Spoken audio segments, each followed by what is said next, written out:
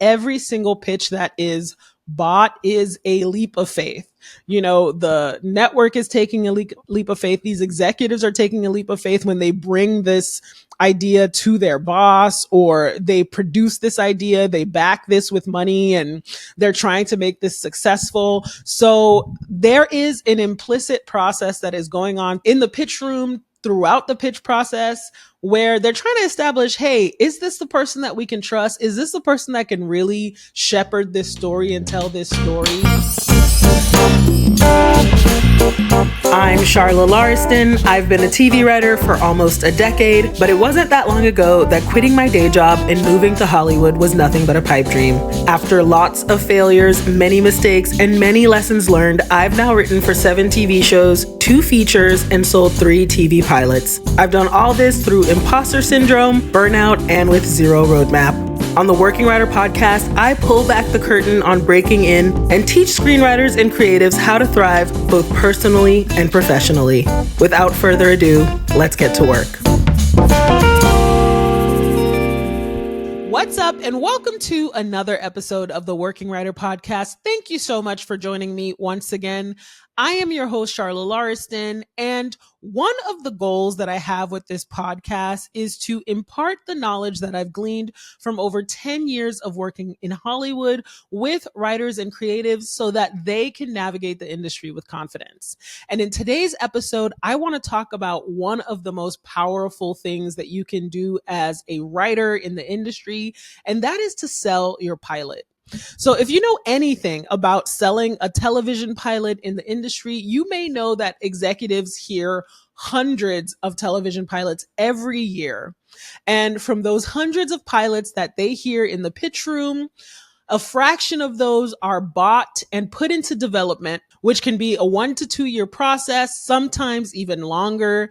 And from the development process, a fraction of those pilots get produced, which means that they get made. The network or the studio puts money behind filming a pilot. And from those film pilots, a fraction of those actually make it to air. And you know that the rest is history. So in this episode of the podcast, I want to talk about that very first step, which is selling your pilot.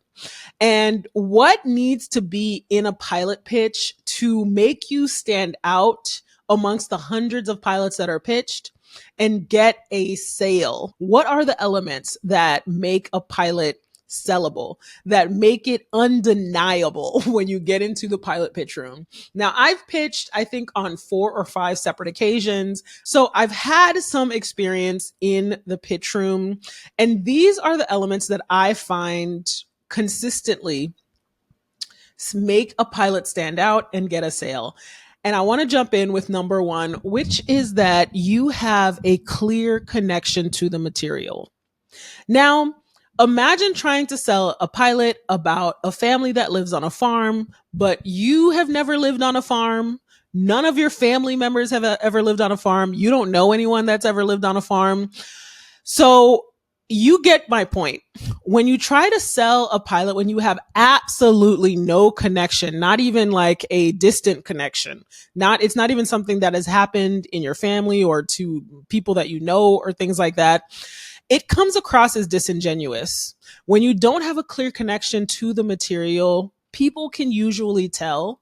And mind you, you're going to get questions in the pitch room. They're going to be asking you about things that they might find unclear, about things that they might want you to extrapolate on. And even if you get to the point where you're in the pitch room and you have a very thin connection to the material, I would say that it's really unlikely that you even get to the pitch room with a thin connection to the material, because your managers, your agents, any production people or producers who are also connected to this pilot or coming on as pitch partners with you, they're going to be asking you those same questions because they know that those questions are going to be asked in the pitch room.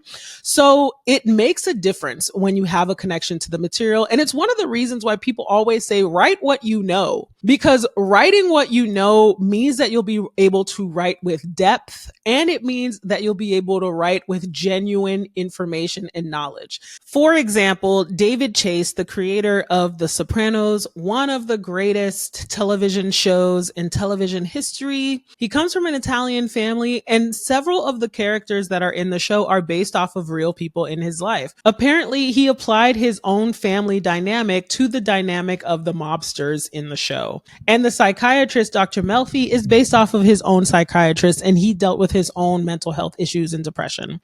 So if you are a fan of that show, you can see how much he has drawn from his own life and put into this show.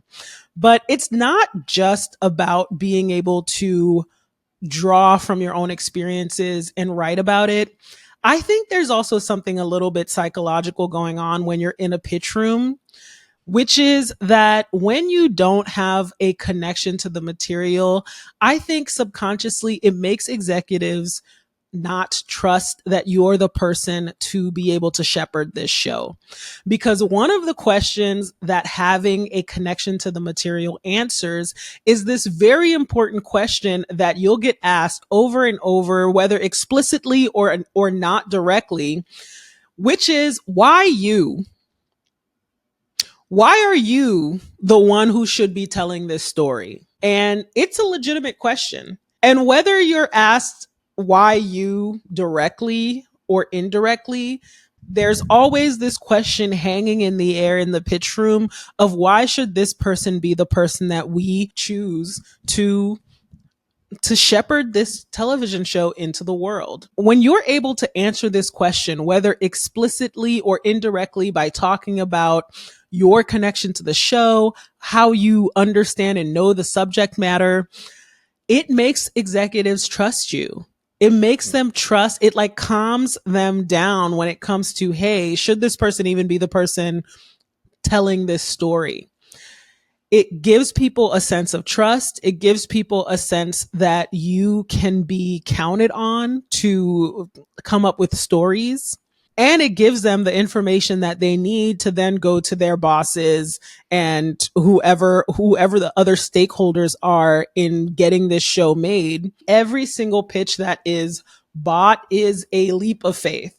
You know, the network is taking a leap of faith. These executives are taking a leap of faith when they bring this idea to their boss, or they produce this idea, they back this with money, and they're trying to make this successful. So there is an implicit process that is going on through the pitch room, in the pitch room, throughout the pitch process, where they're trying to establish, hey, is this the person that we can trust? Is this the person that can really shepherd this story and tell this story? So just remember that clear connection to the material is important.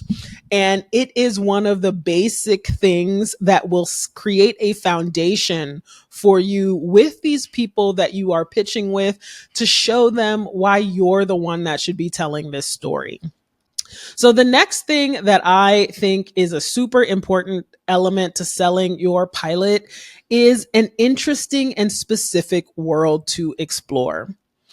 Now, when I say interesting and specific, I want to get into the nitty gritty of this, because I feel like when you think about your favorite shows, what makes them shows that you want to watch? I personally think that one of the reasons you want to watch some of your favorite shows is because it takes you into a world that is interesting and unique, or maybe scary. But more than anything, all of these worlds tend to be pretty specific. For example, if you're looking at Grey's Anatomy, this show is a huge blockbuster show, and there are other hospital shows that are out and are around. But this show is not just about a hospital. It is specifically about the world of new surgical interns. So new doctors. So you're not just in the world of a hospital, you're specifically in the world of surgical interns at a hospital. Or let's say Community. You are this world is not that unique. You're at a college, but you're specifically at a community college, and specifically you're with a study group at a community college, and you're exploring their world and how they experience the community college. When you think about a show like Dear White People, where there are tons of shows at colleges. For example, Sex Lives of College Girls. That show is specifically about the sex life of college girls. And Dear White People is specifically about the Black students at a predominantly white college. So you can see how, even though there are several shows about college, whether they're on air now or have been on air, but each of them brings their own specific twist to that world. We're examining a specific aspect of a world. So one of the things that I really want to challenge you for is, if you're feeling like a show idea that you have, if it feels too general, if it feels too broad, if it doesn't feel specific enough, is try to find specificity in that world, because specificity makes you stand out. It is interesting, and it's more likely to be sold because specificity is memorable. Specificity is interesting. I'm even thinking about Handmaid's Tale. Handmaid's Tale is such a specific world, and I could go on about so many other shows, but I think you get the gist, that it's super important to have a interesting and specific world to explore. So what is your interesting and specific world that you're going to be exploring in your pilot pitch? I'm interrupting this broadcast to let you know about my free Zero to Pilot guide. We all know that a strong pilot has the power to move your career forward. So if you've been struggling to finish your pilot, my guide gives you 5 easy steps designed to help you overcome procrastination, maintain momentum, and walks you through how to break down your project and finish it in 8 weeks or less. Go to the link in the description to download your free guide and finally finish your pilot. So number 3 is to have clear conflicts that drive story.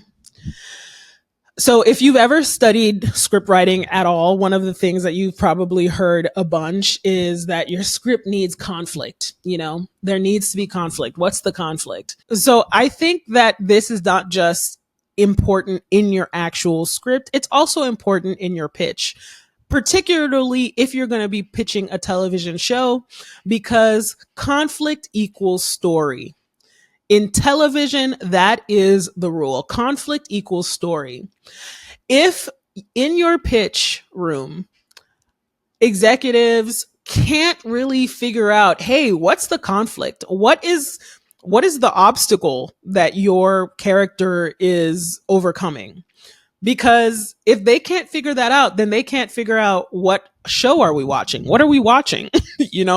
What is going to be driving story? What is going to be keeping us watching episode after episode? And one of the big things that drives story is conflict, whether it is conflict in the world that your character has to face. For instance, in I would say that Handmaid's Tale, an example I've already used, a big conflict is the world that they live in. That, these handmaids are constantly at odds with the world that they live in, the people that are surrounding them. But it doesn't just have to be a conflict, it doesn't just have to be an external conflict like the world that you live in. It could also be your family. It could also be internal conflict that you have with yourself. If you are a criminal, like for example, Barry, who is a hired, gunman, the TV show Barry, but he wants to be an actor. That is a huge internal conflict that he has. Or more importantly, he just wants to have a normal life. That's a huge internal conflict that drives story. That immediately will be like, oh, I can see episodes of this. I can see episodes of him having to go kill somebody, but, preferring to be in this acting class, or having to dump killing someone so that he can be in a stage play or something like that. But your conflicts are going to tell us what stories we're going to be watching. I think they also kind of establish dynamics between characters, dynamics between coworkers, all these kinds of things. I'm even thinking about New Girl, a very simple, straightforward show. What are the conflicts in that show? The relationships that she has with her roommates, the dating, her job. All of these things are creating conflict for her, and in other, and simultaneously it's creating story. So number 4, the last thing that I think you need to write a TV pilot that sells, and I'm not saying that these 4 are the only things that you'll need, but I'm definitely saying that if you don't have these 4 things, you're probably not going to sell your pilot. And number 4 is to be clear and concise. So to put this into perspective, I want to tell you about a pilot that I pitched. It was an animated family pilot about my family growing up as immigrants in the United States, growing up as Haitian immigrants. So there was a pilot idea I had that I pitched, and it didn't sell anywhere. And it was an animated show about a Haitian family of immigrants growing up in the United States. It was about my experience as a Haitian immigrant growing up in the United States. So I clearly had a lot of connection to the material, which I think is what made it such a big selling point, and why I think my reps and everyone thought that it was ready to be pitched. But ultimately, when I look back on that pilot pitch and why it didn't sell, I think a huge reason why it didn't sell was because I was not clear on the pitch. And what I mean by that is I wasn't clear about like what is the format of these episodes? Like what are we going to be watching every episode?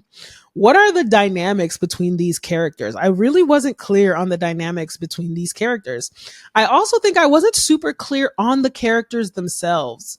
I think I was able to present as if I was mostly clear on it. But when we got to the pitch room, there were some questions that I think I didn't really answer well. And I think that resulted in it not being sold. This pitch was also super long.